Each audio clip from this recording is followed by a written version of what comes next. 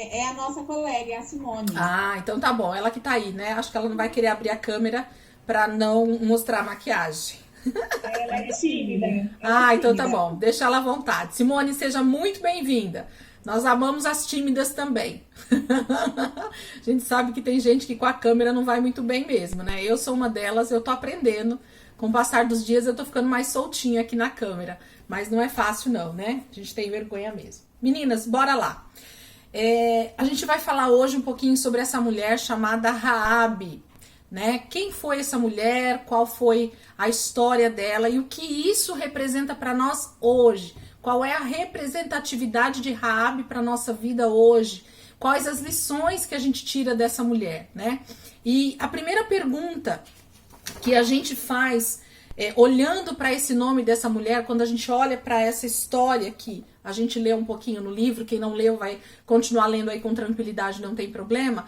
A primeira coisa que a gente vê nitidamente e de forma muito objetiva e de forma escrachada, né, de forma quase que em letras garrafais sobre essa mulher é uma palavra chamada prostituição, não é isso? Então, assim, quando se fala na palavra, na mulher Raabe, a primeira coisa que a Bíblia fala e que a gente acaba lembrando, ou que a gente vai contar sobre essa mulher, que a gente vai falar sobre essa mulher, a gente fala de uma palavra chamada prostituição. Então, a sina ou o passado dessa mulher foi um passado de prostituição. Ela era uma prostituta na cidade de Jericó. Então, esse é o principal, né, sobre essa mulher. É a primeira palavra que a gente ouve.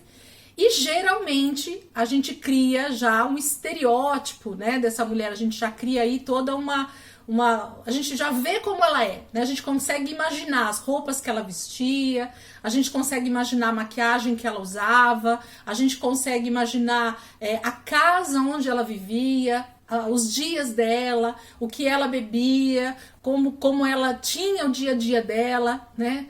E a gente já consegue imaginar isso por causa dessa palavra. Então, debaixo dessa afirmação que a própria Bíblia fala e que nós já sabemos que a história dessa mulher, ela tem esse histórico, eu queria fazer uma pergunta para vocês. Se tem alguém aqui que quer falar algo, que entendeu ou leu ou falando sobre isso, consegue dizer o seu antes e o seu depois. Se tem alguém que quer falar, né, sobre o seu antes e o seu depois. Um testemunho breve do que você era e do que você é a partir do momento que você conheceu Cristo Jesus.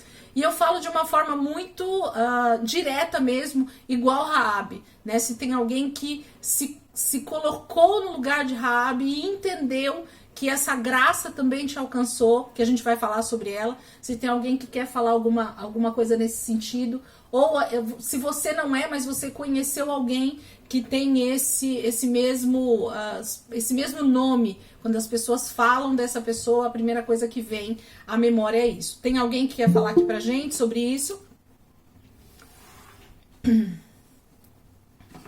Eu sei que é um pouco, às vezes, pesado, né? Porque é difícil a gente conseguir abrir a vida da gente nesse aspecto. Mas se tem alguém que tem um passado aí que gostaria de compartilhar, porque nada mais é do que o testemunho da sua vida mesmo, né? Mas se não tiver, não tem problema, a gente vai realmente entrar dentro da história dela, né? Não tem problema, se não tem alguém que queira. Eu recebi um testemunho de uma irmã, ela não tá, infelizmente, aqui na sala, porque eu acho que se ela tivesse, ela iria dar esse testemunho pra gente de que ela teve um passado bem parecido. Pode falar, Beth. Eu não vou falar de prostituição, né? Porque eu não era uma prostituta. Mas eu amava dançar. Eu amava festa. Eu falo que Deus permitiu eu ir em vários lugares para que quando ele me chamasse, né? Porque eu nasci num berço evangélico, fui apresentada na presbiteriana, fiquei até os 12, 13 anos. Depois eu desbandei e fiquei até os 28. Então, nesse período de adolescência até eu terminar a faculdade,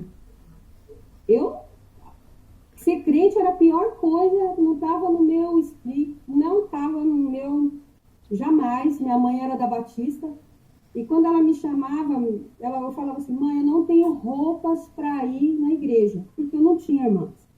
Eu não sei como é muito amor que a gente recebe quando a gente chega na igreja. Porque minha saia tinha 1,5 palmo, né? Eu ia de frente única, eu ia de calça molinha, eu andava sem sutiã, eu colocava blusa branca, justa, sem sutiã. Então, eu ia assim, normal, cabelão, riponga às vezes. Então, eu era o padrão que dentro da igreja não encaixava. Porque eu não queria isso. Eu achava que ser crente era a pior coisa. Na minha vida não encaixava casamento, não encaixava ter filho. Eu queria ser uma advogada bem-sucedida que viajasse o mundo. Esse era o padrão que estava na minha cabeça. Então, quando eu terminei a faculdade, 3 meses depois, 1 mês depois, não, 1 semana depois do baile, da formatura, minha mãe morreu. E aí a gente ficou sem chão. E depois de 2 meses, eu estava levantando a mão dentro da igreja e aceitando Jesus. Então, tudo comigo era muito intenso. Então, eu vivi o mundo intensamente, mas também quando Jesus me chamou, eu fui de cabeça como eu sou até hoje. Então, era rodeio de Barreto, era carnaval na Pipoca na Bahia, era Marquês de Sapucaí assistindo desfile de carnaval, era Oktoberfest bebendo 3 dias e depois ir embora no ônibus e ir trabalhar direto. Então, não tinha... Era uma vida que eu não era muito namoradeira, não gostava muito de homem enchendo minha paciência. Então, eu não gostava de ninguém me dando ordens. Eu queria pagar minhas contas, eu vivi e me divertir. Então, eu não tive um passado de Raabe, mas eu era livre. Então, eu tinha uma liberdade que eu achava que eu tinha, mas que eu tinha um vazio na minha vida que nada preenchia. Então, eu sempre fui muito intensa. Então, eu vi em Raabe essa mulher intensa. Ela foi intensa prostituta e ela foi intensa em Deus. Então, quando ela é chamada, né, quando ela encontra a fé, o Deus de Israel, ela era numa grandeza tão grande, num amor tão grande que ela foi, que eu vejo assim, eu era intensa no mundo, mas quando Jesus me chamou, eu sou intensa em Deus. Então, eu me identifico em Raabe nessa parte, na intensidade de viver as duas coisas, mas quando teve encontro com Deus, é radical. Muda tudo e muda tudo que está em volta, né? Então, eu vejo que Deus tem um propósito, e quando Ele chama e pronto, e ponto. É isso, gente. Mais alguém, meninas? Mais alguém quer falar? E assim, engraçado, Beth, que a gente tem sempre esse mesmo discurso. Eu ouvindo você falar, a gente tem sempre esse mesmo discurso, que é o quê? Eu não fui uma prostituta como Raabe. Não é isso que a gente fala? Por quê? Porque, na verdade, a gente vai entender isso um pouquinho hoje. Eu quero falar um pouco sobre essa questão da prostituição. A gente sempre acha que a prostituição é somente essa questão realmente do estereótipo de uma mulher com uma roupa extremamente curta, numa rua, vendendo o seu corpo e cobrando algum dinheiro, não é isso? E aí você me falando um pouquinho de como foi sua vida, a gente, né, nunca sentou para conversar, mas o pouco que a gente sabe... se imagina que a vida sempre foi muito de muita liberdade, né? E quando a gente fala de liberdade, a gente não tá falando de uma liberdade boa, e sim de uma liberdade ruim mesmo, né? De uma liberdade que não traz benefício, mas que traz depois até uma certa vergonha, né? Nossa, olha o que eu fazia, olha como eu me comportava, é o que você falou da roupa, das bebidas, das noitadas, e de tantas outras coisas que a gente fez, que quando a gente olha para o padrão da palavra... Quando a gente olha para a palavra de Deus, a gente percebe que estava totalmente fora, né? Então, esse é o lado antes da graça e depois da graça. Então, é bem isso que eu queria que a gente falasse e olhasse com esse olhar para essa Raabe, que nós também fomos, em algum momento ou de alguma maneira, né? Mais alguma mulher quer contar algum testemunho nesse aspecto aí, que tem esse antes e depois de uma forma muito, muito forte, muito latente? Eu até queria compartilhar algo. Se alguém quiser falar, pode abrir o microfone que eu dou a oportunidade, tá? Eu só vou continuar pra gente não ficar perdendo tempo. Eu tenho algo na minha vida que eu já contei para algumas pessoas, talvez a galera que não conheça, porque eu tô há pouco tempo na ICP, então o pessoal não conhece muito essa história, mas quem congregou comigo há mais tempo, ou já me conhece há vários anos conhece um pouquinho dessa história, né? Eu sou filha única, de pais separados, vou contar bem rápido, só para eu chegar nessa parte que eu quero. Então, filha de pais separados, meu pai foi embora, eu tinha 4 anos de idade, né? E minha mãe então terminou de me criar. Mas meu pai vinha me ver esporadicamente. A separação foi por causa de um adultério, meu pai já tinha uma amante, foi morar com ela depois desse tempo, e minha mãe me criou sozinha. Quando eu tinha mais ou menos uns 10 anos de idade, eu era uma moça já formada, né, no sentido de corpo e tudo mais, eu sempre fui muito à frente do meu tempo, né, então com 10 anos você olhava pra mim e dava 16, 15, 16, 17 anos, eu tinha um corpo muito já formado, eu já era muito grande, eu já era muito pra frente, eu sempre fui de falar muito, ninguém percebe isso, lógico, né, que eu sou de falar muito, mas eu já era desde de mocinha. E aí, com 10 anos de idade, eu não me esqueço disso, porque isso marcou a minha vida e com certeza marcaria a minha história se não fosse Jesus. E aí, com 10 anos de idade, eu já estava da 4ª para a 5ª série, acho que na 5ª série já, se não me engano, eu arrumei um namoradinho. Olha só pra vocês verem, olha que geração, né? Já com 10 anos de idade, eu já tava ali com um namoradinho. E eu me lembro que esse namoradinho foi no portão da minha casa e ficou ali batendo papo comigo. E meu pai chegou nesse momento lá, foi visitar, foi fazer alguma coisa lá com a gente, eu não me lembro exatamente o que, mas ele foi, e no momento que ele chegou no portão, que ele viu aquela cena, deu com aquele menino conversando ali, batendo papo, ele lançou uma frase, que aquela frase marcaria a minha história, marcaria a minha vida, ditaria o meu futuro se não fosse Jesus. Por quê? Porque o pai e uma mãe, como vocês já sabem, nós temos uma autoridade muito forte sobre os filhos. Então, toda palavra que um pai ou uma mãe libera sobre um filho, no mundo espiritual, tudo se move em favor daquilo que está sendo liberado. E meu pai liberou exatamente essa frase, amadas. Olha o que um pai tem a capacidade de dizer para um filho, para uma filha no caso, né, para uma menina. Ele virou para mim e disse assim: eu prefiro você uma prostituta do que casada com um pobre. Então foi essa palavra que meu pai virou e disse pra mim. Por quê? Porque ele viu naquele momento ali, naquele menino, que era um menino extremamente simples, sei lá, alguma coisa assim, não sei nem o que passou na cabeça do meu pai, e ele lançou essa frase. E essa frase marcou a minha história, marcou a minha vida. A partir daquele momento, eu sei que o diabo, ele tinha um plano arquitetado por causa dessa palavra que ele conseguiu pegar, né, da boca do meu pai, e com certeza ele faria de mim algo muito parecido com essa declaração do meu pai. Ou eu me tornaria realmente uma prostituta, literalmente, né, porque talvez eu não conseguiria realmente uma pessoa à altura do que meu pai queria pra mim, e aí com certeza Satanás ia usar isso para destruir a minha vida com a prostituição. Mas por outro lado, eu me via já desde muito cedo, porque eu perdi a minha virgindade com 13 para 14 anos já, então já tinha algo que estava se desenrolando ali justamente nessa idade da adolescência, e eu me via namorando muito. Então eu não tive, né, tempo de ir para as baladas, ir para bailes, e passar a noite fora e usar drogas, essas coisas, porque eu era muito menina. Foi tudo muito, como é que fala?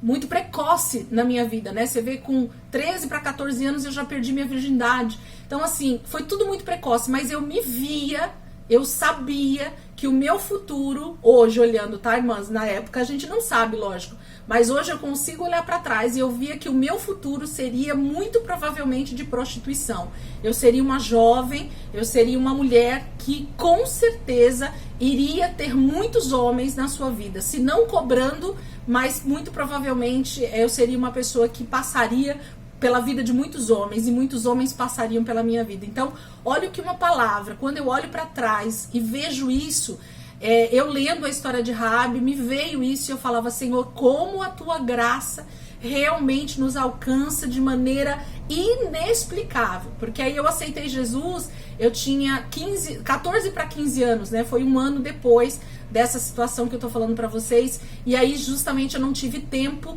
de ir pra descambar na prostituição, ou passar por essa situação que meu pai havia dito, porque Jesus me alcançou antes. Graças a Deus por isso. Então eu olho pro meu passado e vejo o quanto isso seria maligno na minha vida, o quanto realmente Satanás poderia ter usado disso para acabar com a minha história, para acabar com a minha vida, para acabar com a minha autoestima, para acabar com a minha vida como mulher. Então Deus me alcançou, graças a Deus. Eu ouvi a palavra do Senhor com 14 para 15 anos e Deus me alcançou. E a partir de então, altos e baixos, Deus precisou fazer muita coisa ainda na minha vida até chegar hoje aos 41 anos de idade.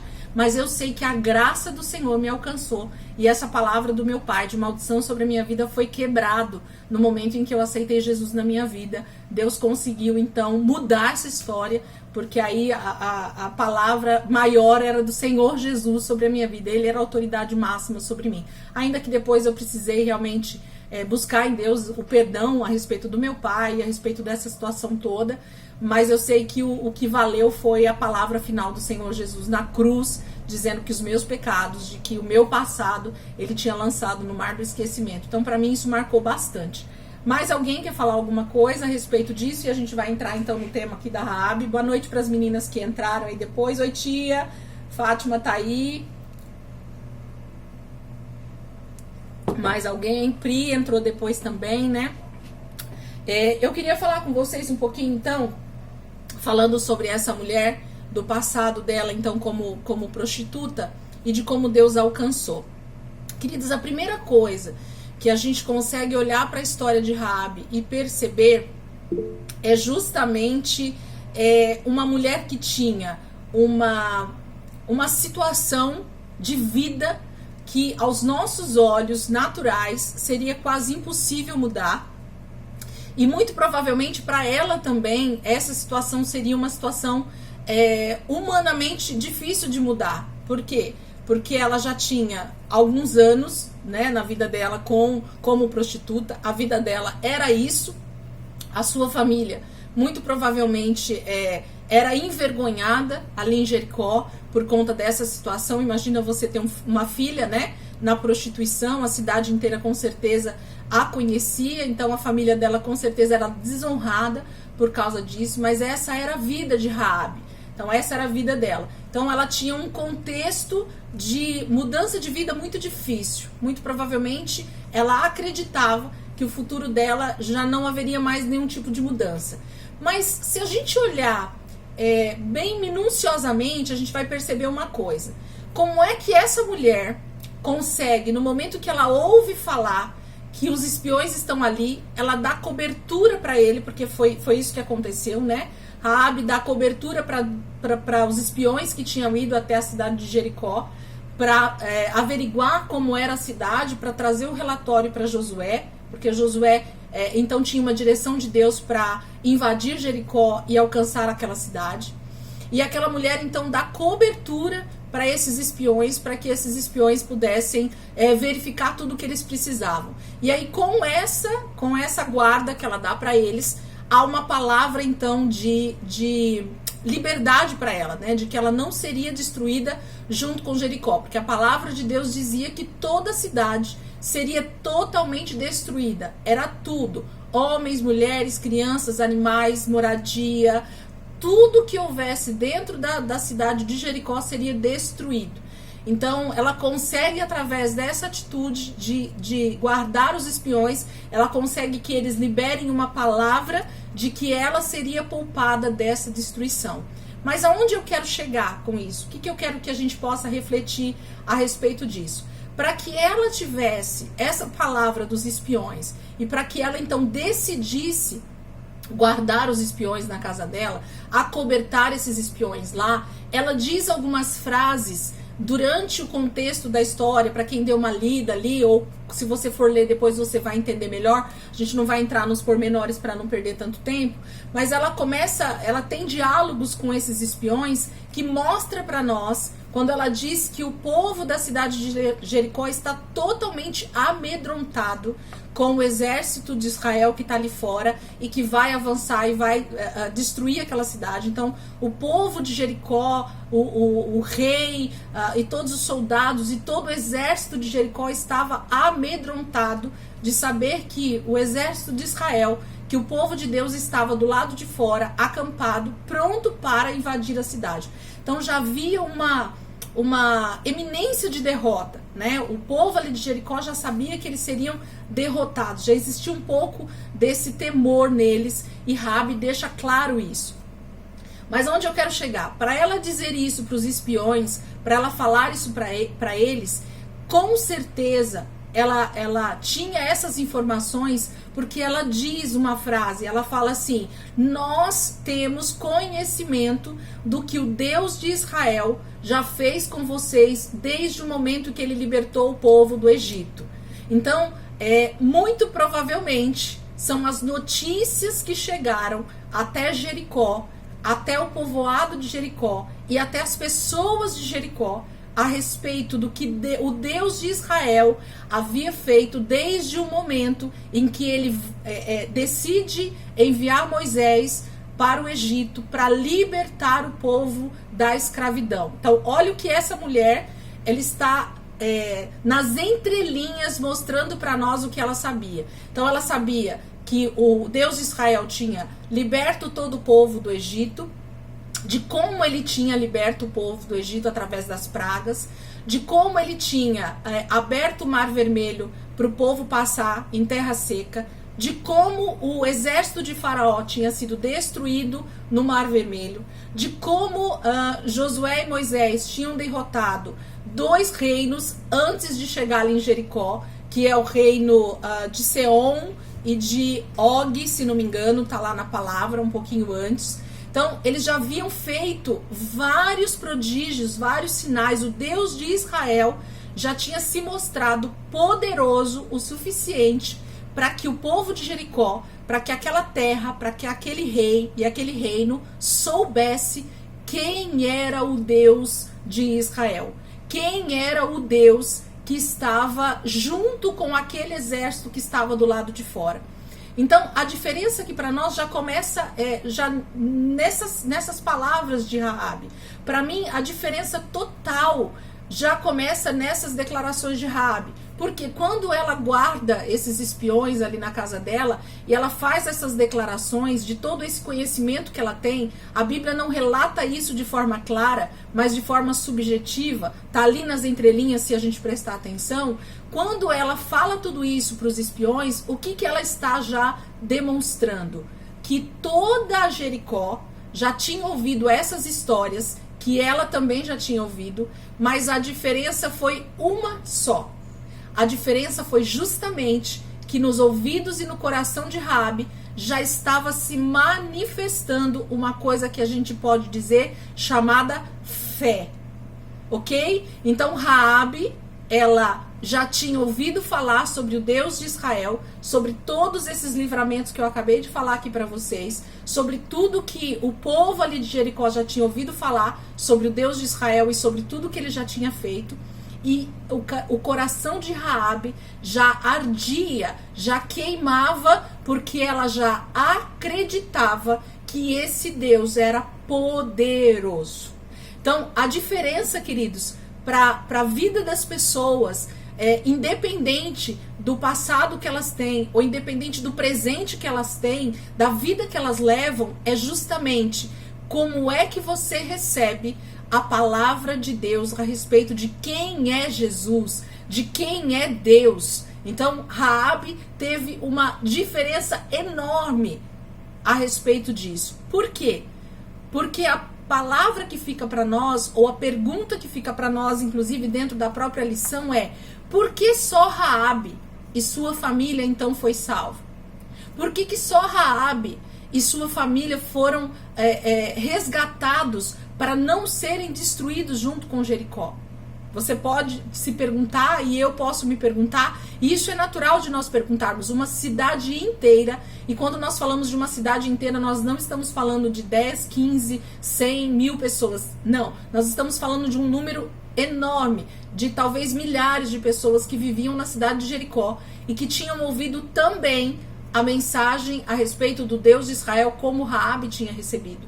Mas o coração de Raabe tinha recebido essa notícia a respeito desse Deus que vinha junto com esse povo pelo deserto, fazendo sinais e prodígios, caiu de forma diferente no coração dela. Então, a diferença está aí. E aí toda a lição de Raabe gira em torno de uma palavra chamada, aliás, de uma só não, de duas palavras extremamente importantes para mim e para você. Então, se você está anotando aí em algum lugar, se você está com o livro aberto, se você quer colocar isso aí, para mim, o diferencial para a vida de Raabe, para minha vida, para a sua vida, é duas palavras: fé e...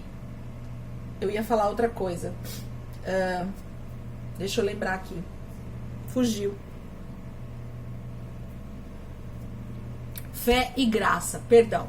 Fé e graça. Então, para mim, as duas coisas que são extremamente fortes e que fizeram toda a diferença na vida de Raabe e da sua família, essas duas palavras: fé e graça.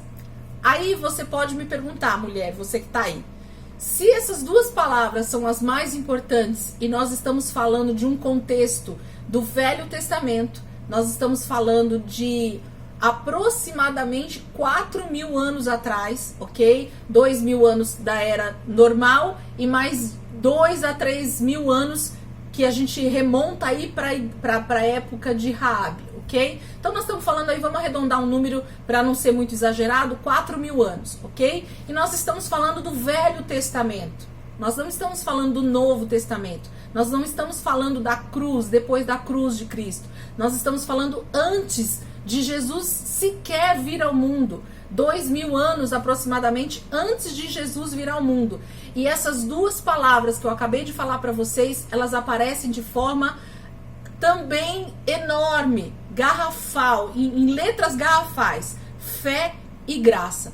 Por que fé e graça? Fé porque a palavra de Deus fala que Raabe creu naquilo que os espias disseram para ela e em quem era o Deus de Israel. Ela creu e por isso ela foi guardada, por isso ela foi protegida, por isso que ela foi resgatada. E a palavra que entra junto com isso é graça. Por quê? Porque era um favor, né? A palavra graça significa favor imerecido. É algo que eu não merecia, mas que Deus decidiu me dar, me alcançar. Isso significa graça. Isso é a graça de Deus. Então, é um favor que eu não merecia, é um favor imerecido. E essas duas palavras, elas se encaixam perfeitamente na história de Raabe, porque é isso que a gente vê ali. Raabe tinha atributos para ser alguém salvo ou para ser alguém que merecia o favor de Deus. Na opinião de vocês, Raabe merecia o que ela teve? A salvação, o resgate? Era alguém que fazia boas coisas? Era alguém que tinha uma vida santa, uma vida de castidade, uma vida de santidade diante de Deus para merecer a graça e o que aconteceu, o resgate que aconteceu na vida dela? Façam com a cabeça ou façam com os dedinhos assim. Ela merecia? Não, né? Ela não merecia nada do que Deus estava fazendo por elas. Então, se Raabe não merecia o que Deus estava fazendo por ela, se ela não tinha mérito nisso, então a gente chama isso de graça, ok? Porque é exatamente isso que aconteceu também comigo e com você. Quando nós fomos alcançados por Jesus, quando nós somos resgatados por Jesus, quando antes de você ter a vida que você tem em Deus hoje, você era merecedora da sua salvação, você merecia ser salva do inferno, você merecia a salvação ou você merecia o inferno por causa de todos os pecados que você cometia, de toda a vida que você levava. Como que era o seu aí? Você merecia? Eu merecia? A vida que a gente levava antes de conhecer Jesus era uma vida que a gente merecia o favor de Deus? E aí, o que vocês acham?